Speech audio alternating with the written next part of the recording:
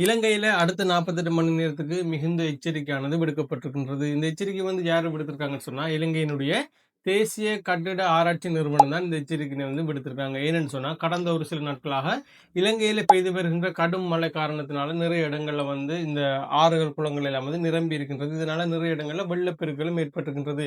ஏற்கனவே இந்த டித்வா புயலினால பாதிக்கப்பட்ட இந்த டித்வா புயலினால நிலச்சரிவுகள் ஏற்பட்ட இடங்கள் இருக்கு தானே, அந்த இடங்களுக்கு மீண்டும் நிலச்சரிவுகள் ஏற்படக்கூடிய அபாய நிலை தற்பொழுது ஏற்பட்டிருப்பதனால, அந்த பகுதியில் இருக்கிற மக்கள் மிகவும் அவதானமாக இருக்க வேண்டும் சொல்லி கேட்டுக் கொள்ளப்பட்டிருக்கிறாங்க. இலங்கையினுடைய மூத்த விஞ்ஞானி டாக்டர் வசந்த சேனதிர் அவர்கள் என்ன சொல்லியிருக்கிறேன்னு சொன்னா, 7 மற்றும் 8 அதாவது இந்த மாசம் 7ஆம் தேதி மற்றும் 8ஆம் தேதி அதாவது நாளையும் நாளை மறுதினம் பார்த்தோம்னா மீண்டும் கனமழை பெய்யக்கூடிய வாய்ப்புகள் ஏற்பட்டிருக்கின்றது. இதனால இந்த புதிய நீரூற்றுகள் தோன்றும் போதோ அல்லது இந்த மண் சரிவுகள் ஏற்படுற இடங்களோ, நிலப்பிளவுகள் ஏற்படுகின்ற போதோ அல்லது மின் கம்பங்கள் சாகின்ற போதோ அந்த பகுதியில் இருக்கிற மக்கள் உடனடியாக பாதுகாப்பான இடத்துக்கு செல்ல வேண்டும் என்று சொல்லி கூறப்பட்டிருக்கின்றது. தேசிய கட்டிட ஆராய்ச்சி நிறுவனமானது தொடர்ந்து இந்த மழை நிலவரத்தை கண்காணித்து வராங்க. இதனால அதிகாரிகள் சொல்ற எச்சரிக்கைகளை பின்பற்றுமாறு பொதுமக்கள் கேட்டுக்கொள்ளப்பட்டிருக்காங்க. இந்த வீடியோவை உங்களோட ஃப்ரெண்ட்ஸுக்கு ஷேர் பண்ணுங்க. இது போல இன்ஃபர்மேஷன் நீங்க தெரிஞ்சு கொள்ளணும்னு சொன்னா எங்களோட யூடியூப் சேனல் மறக்காம சப்ஸ்கிரைப் பண்ணுங்க. இன்னொரு வீடியோவில் உங்களை சந்திக்கிறேன். நன்றி.